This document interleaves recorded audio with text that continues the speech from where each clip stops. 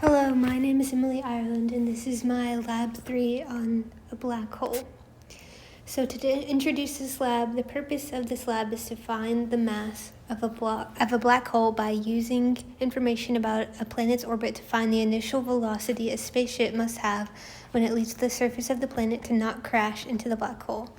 And the fundamental principles I used for this lab were Newton's second law, also known as the momentum principle, and Newton's universal law of gravitation. So some background information. Newton's second law says that F net equals dp over dt, and F net equals F net perp plus F net parallel. And F net perpendicular is the change in direction perpendicular to F net parallel, which equals n hat m times v squared divided by r. And then F net parallel equals the change in motion, which is also the change in magnitude of momentum divided by change in time multiplied by p hat. And the velocity and position update formulas were used as well. For universal gravitation, we have these formulas.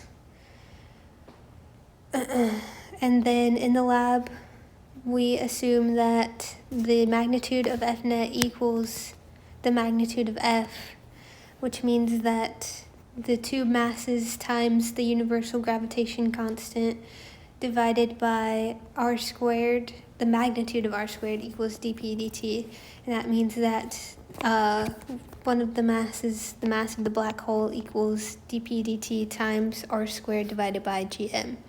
And in part 1 of the lab, the system is the black hole and the surroundings are the star and everything else. And in part 2, the system is the spaceship and the surroundings are the planet, the black hole, and everything else. This is the code for part 1. The highlighted parts are what I edited. As you can see, I added the star's mass and converted the time into seconds for the initial conditions. And then for the calculation loop, I updated all of the variables to have the correct formulas as listed before in order to correctly calculate the mass of the star.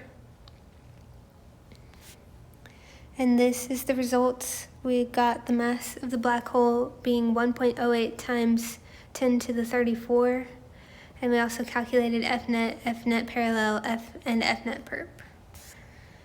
Then part 2, I added the mass of the black hole that we got from part 1 into the initial conditions, and these other initial conditions were already added, but they're important to the problem. Then for the calculation loop, I used the gravitation formulas in order to find the gravitational force from each object onto the other in order to find the F net on the planet and the F net on the ship. And then I used the velocity update formula and the position update formula for the planet and the ship to find this. And as you can see, the calculations were finished after an hour. The ship did not crash into the black hole, and it's 3.29 times 10 to the 10 meters away from the event horizon. So possible sources of error: a coding error. Since I'm not very experienced in coding, it's possible that I made a coding error, and this lab requires a good bit of starter code to be altered, which means that it would be easy for variables or formulas used to be mixed up. So now the discussion questions. In order to orbit, the ship should have a similar velocity to the planet, but the y component should be slightly larger and the x component should be slightly smaller and negative in order to avoid collision with the black hole.